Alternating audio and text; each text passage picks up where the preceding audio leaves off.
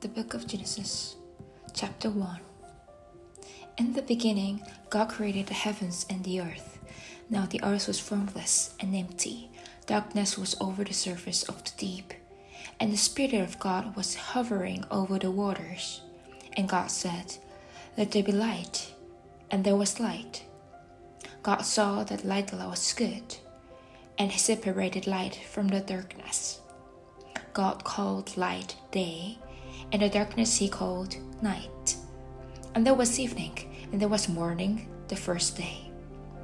And God said, "Let there be a vault between the waters to separate water from water."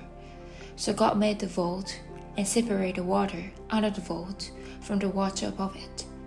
And it was so. God called the vault sky. And there was evening, and there was morning the second day. And God said, "Let the water under the sky be gathered to one place, and let dry ground appear." And it was so. God called the dry ground land, and the gathered waters He called seas. And God saw that it was good. But God said, "Let the land produce vegetation, seed-bearing plants, and trees on the land that bear fruit with seed in it, according to the various kinds." And it was so. The land produced vegetation, plants bearing seed according to their kinds, and trees bearing fruit with seed in it, according to their kinds. And God saw that it was good. And there was evening, and there was morning, the third day. And God said, "Let there be lights in the vault of the sky to separate the day from the night.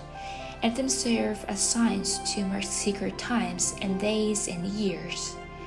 And let them be lights in the vault of the sky to give light on the earth." And it was so. God made two great lights, the greater light to govern the day and the lesser light to govern the night. He also made the stars. God set them in the vault of the sky to give light on the earth, to govern the day and the night, and separate light from darkness. And God saw it was good. And there was evening, and there was morning, the fourth day. And God said, "Let the water teem with living creatures, and let birds fly above the earth across the vault of the sky." So God created the great creatures of the sea and every living thing with which water teems that moves about in it, according to their kinds, and every winged bird according to its kinds. And God saw that it was good. God blessed them and said, "Be fruitful and increase in number, and fill the water in the seas.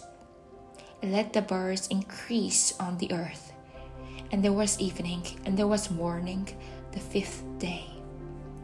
And God said, "Let the land produce living creatures according to their kinds, the livestock, the creatures that move along the ground, and the wild animals, each according to its kind."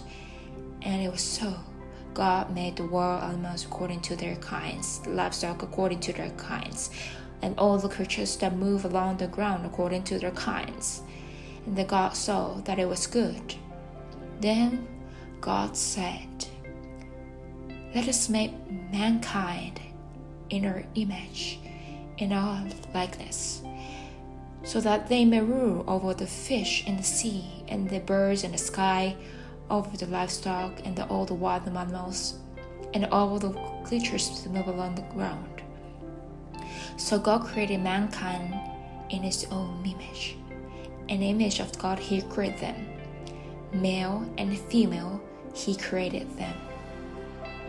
God blessed them and said to them, "Be fruitful and increase in number.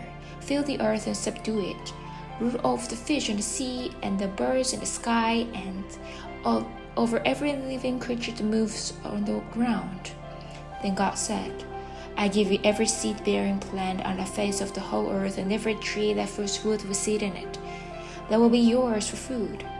And to all the beasts of the earth, and all the birds in the sky, and all the creatures that move along the ground, everything that has the breath of life in it, I gave every green plant for food."